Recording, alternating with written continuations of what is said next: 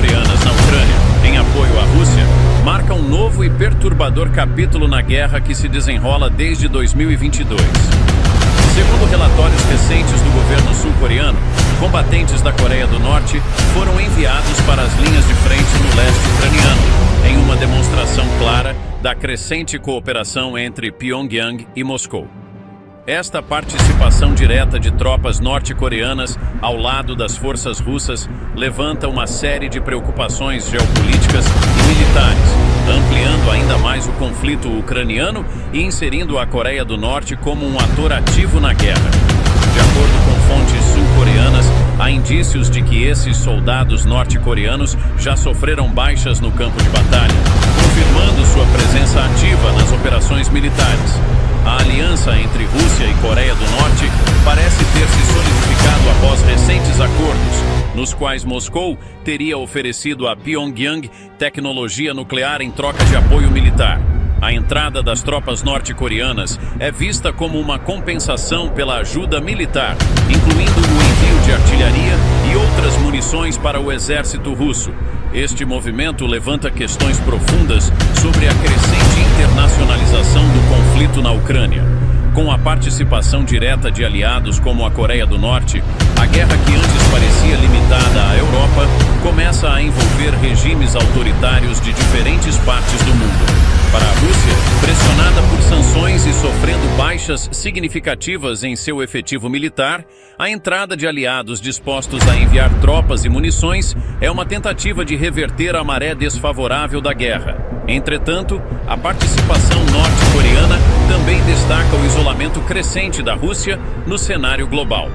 A necessidade de recorrer a um regime isolado como o de Pyongyang demonstra a dificuldade que Moscou enfrenta para manter sua máquina de guerra funcionando.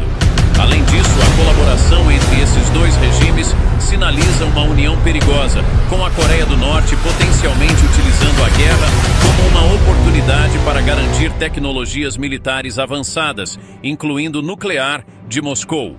A entrada de tropas estrangeiras também aumenta a complexidade para a Ucrânia e seus aliados ocidentais. Enquanto a Ucrânia tem recebido apoio militar e financeiro substancial dos Estados Unidos e da Europa, a introdução de combatentes norte-coreanos pode intensificar o conflito e dificultar ainda mais os esforços diplomáticos para uma resolução pacífica. Além disso, o envolvimento de Pyongyang pode incitar outras potências regionais, como a China, a aumentar sua influência ou participação indireta no conflito, criando um cenário ainda mais imprevisível e perigoso.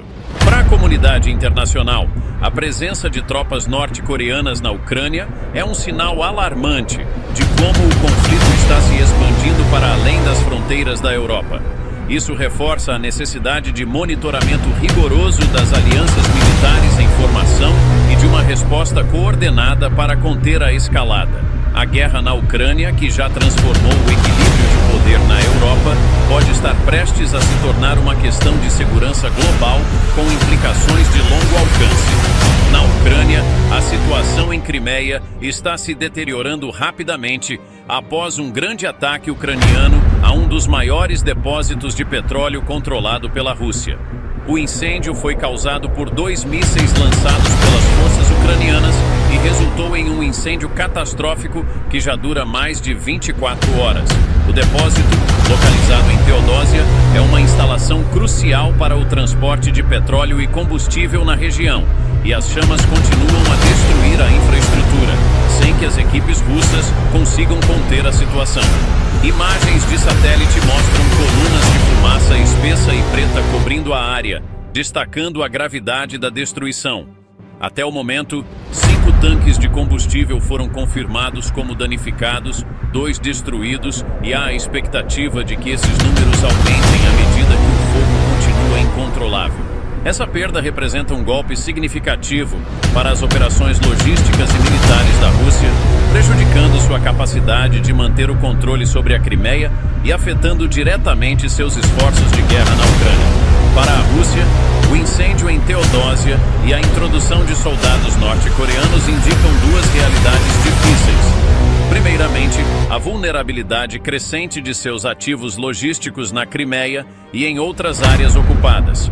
Ataques como o de Teodósia expõem a dificuldade russa em proteger infraestrutura essencial, o que compromete diretamente sua capacidade de manter a Crimeia como uma base estratégica forte.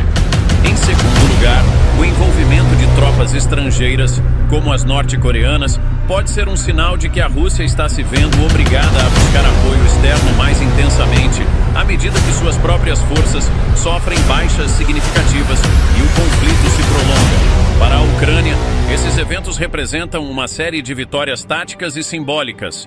O ataque bem-sucedido à infraestrutura russa em Teodósia e a pressão sobre as forças russas ao ponto de levá-las a buscar aliados como a Coreia do Norte são indicativos de que Kiev continua a resistir com sucesso apesar das dificuldades.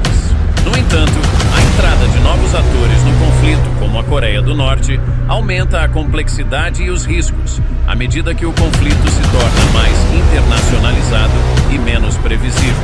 Enquanto isso, no Oriente Médio, as tensões atingem um ponto crítico, com a intensificação dos ataques entre o Hezbollah, apoiado pelo Irã, e as forças israelenses, desencadeando um possível confronto de larga escala.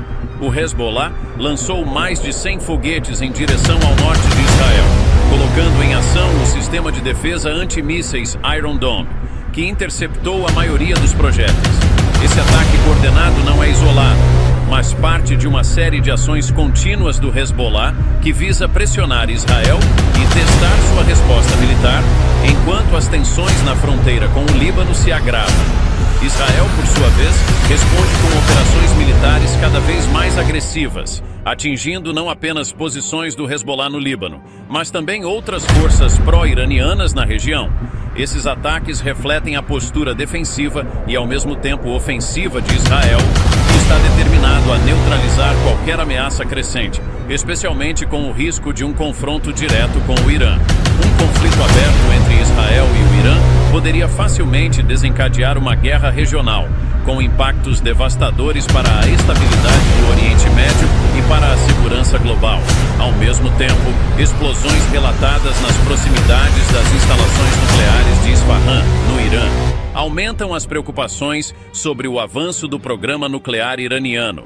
Há especulações de que o Irã possa ter realizado testes nucleares subterrâneos, o que elevaria ainda mais as tensões na região. Se confirmado, um avanço significativo no programa nuclear iraniano colocaria ainda mais pressão sobre Israel e seus aliados ocidentais, principalmente os Estados Unidos, para agir rapidamente e possivelmente realizar um ataque preventivo às instalações nucleares iranianas. A possibilidade de Israel conduzir um ataque preventivo contra o Irã é uma opção que vem ganhando força nas discussões entre os líderes israelenses e americanos. No entanto, esse cenário traria consequências imprevisíveis, podendo desencadear uma resposta massiva do Irã e de seus aliados na região, incluindo o Hezbollah, que possui um vasto arsenal de mísseis capazes de atingir grande parte do território israelense. O risco de uma escalada generalizada é real, e a incerteza sobre a extensão do programa nuclear iraniano apenas amplifica a tensão. A corrida armamentista no Oriente Médio é uma preocupação latente para a comunidade internacional. Qualquer movimento em falso pode não apenas envolver países da região em um conflito direto, mas também atrair grandes potências globais para uma crise de proporções imensuráveis. Enquanto os Estados Unidos continuam a monitorar a situação de perto, a pressão sobre o governo israelense para agir antes que o Irã avance ainda mais em seu programa nuclear cresce exponencialmente. A qualquer momento, uma decisão pode ser tomada e o Oriente Médio poderia se ver no centro de um conflito com repercussões globais. Deixe nos comentários qual região do Brasil você está nos assistindo. Nosso abraço especial de hoje vai para nossos inscritos: Valdemar Silvério de Caldas, no sul de Minas Gerais; Andréas de Juiz de Fora; Ronaldo de Porto Alegre; Luiz Carlos de Praia Grande; Rubelson Cavalcante de Ilha de Itamaracá; Daniel Batista de Fortaleza; Lauro de Freitas na Bahia; José Luiz de Salvador e Emerson Moraes de Marituba. Ative o sininho das notificações para não perder os próximos vídeos. Aqui estão 2 vídeos importantes para você assistir. Um abraço e até o próximo vídeo.